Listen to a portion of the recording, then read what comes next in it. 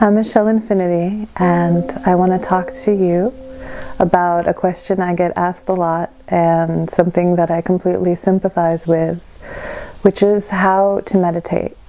How does one meditate? So the first concept of meditation I want to offer you today is the concept of pratyahara, and that means withdrawal of the senses. This is one of the most difficult things in our modern society to do, is to shift gears so we are bringing our senses inward. Pratyahara is described as the bridge between the external and the internal world. And it's the same as when we meditate. We withdraw the sight, the hearing, the sound, the taste, the touch, the smell. We would withdraw all of that so we can go into the next phase, which is dharana, which is concentration. So it's a two-step process. And then we get into dhyana, which is meditation, and then samadhi, which is mystical absorption. And that's the part everybody wants to get to achieve moksha, which is liberation. So if you can begin your meditation practice with the awareness that it takes steps and that there are levels, then you'll take less pressure off of yourself to achieve that bliss or that stillness. So again, pratyahara, we're withdrawing the senses inward.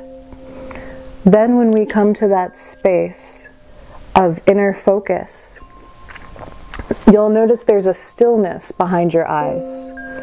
And that stillness is present amidst all of the other thoughts that come into our consciousness as we begin to meditate.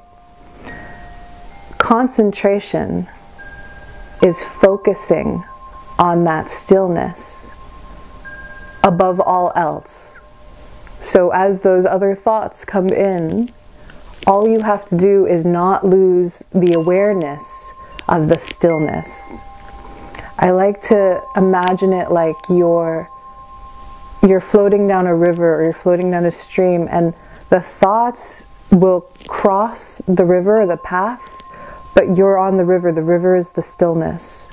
So you just follow that stillness and it'll take you deeper into the meditation. Then as you go into the meditation, you achieve a level eventually, after practice of these principles, where the lines blur between watching yourself meditate and actually becoming one with the meditation. So instead of, the room and you and all of this separation, you're just one energy and you are meditating. And this is often when the voice comes up that says, "Oh my God, you're meditating." And then that voice creates that separation and you become the different parts of yourself again. You're in a room, you're in your environment. Holding on, practicing that stillness, that concentration, and learning to hold on to it will allow the practice of meditation to sustain you. That practice of being absorbed in the oneness. And then eventually, samadhi, the bliss, the joy of oneness can touch you, and you can feel absorbed by that, which is a beautiful feeling.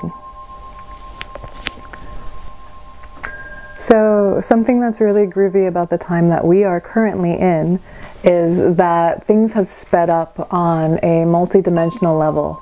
And when the Yoga Sutras were written thousands and thousands of years ago, the yogis believed that you had to attain many lifetimes of meditation and these practices in order to achieve liberation, moksha, or samadhi. To even achieve bliss, you'd have to practice for eons.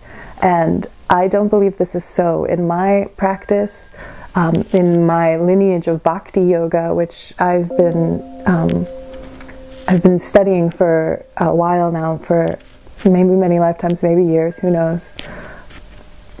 Bliss is attained with the grace of devoting yourself to a practice. So if you commit to recognizing, yes, it is a process, but there are many different levels of samadhi that can be attained, and in any instant it can come to you.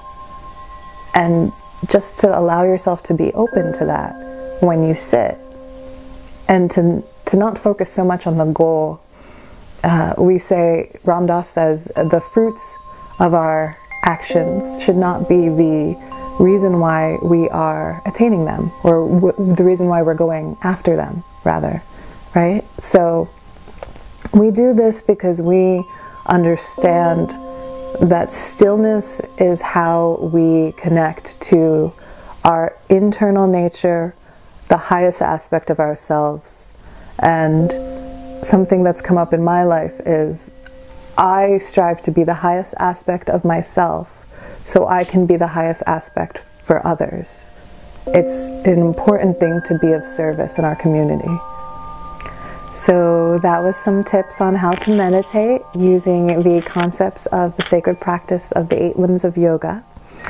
Thank you so much for watching my video, and stay tuned for more offerings from the heart to your heart.